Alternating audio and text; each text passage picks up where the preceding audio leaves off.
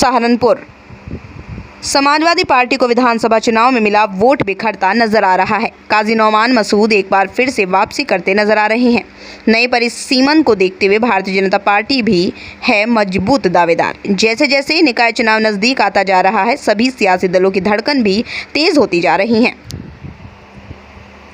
सत्ताधारी पार्टी द्वारा जिस प्रकार से अधिकतर नगर पंचायत नगर पालिका में कुछ नए गांव परिसीमन द्वारा जोड़े जाने की संभावनाएं हैं, जिससे एक बात तो सच है, अब की बार निकाय चुनाव में चुनावी जंग रोमांचक मोड़ लेने जा रही है।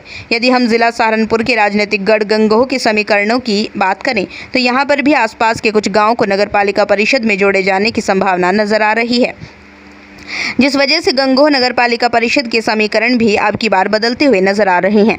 अगर बात काजी परिवार की करें तो ये परिवार सियासी एतबार से गंगोह में हमेशा मजबूत रहा है। हालांकि इनके खिलाफ कई बार के चुनाव में विपक्षियों ने मोर्चा तक बनाया, लेकिन रिजल्ट जीरो रहा।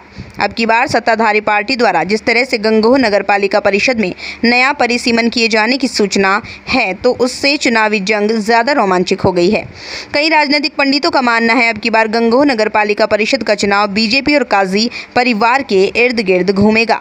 हार और जीत किसकी होगी ये तो समय बताएगा, लेकिन इस चुनाव में काजी नौमान मसूद बसपा में होने की वजह से मजबूत होते हुए नजर आ रहे हैं। इस बार काजी नौमान मसूद का मुकाबला सत्ताधारी पार्टी से होने के कयास लगाए जा रहे हैं। हर बार की तरह अन्य कुछ और प्रत्याशी भी चुनावी मैदान में आएंगे, लेकिन जमीनी हकीकत यही है, मुकाबला सीधा सीधा बीजेपी बीएसपी के बीच होता हुआ नजर आ रहा है।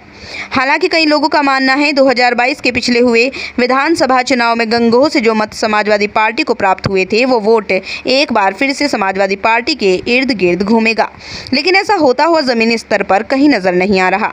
अब देखने वाली बात यह होगी कि क्या नौमान मसूद एक बार फिर से गंगोह में अपना दबदबा कायम रख पाएंगे, या फिर नए परिसीमन का लाभ लेकर बीजेपी कोई नया गुल खिला पाएगी और समाजवादी पार्टी विधानसभा चुनाव में मिले वोट कहां तक रोक पाएगी।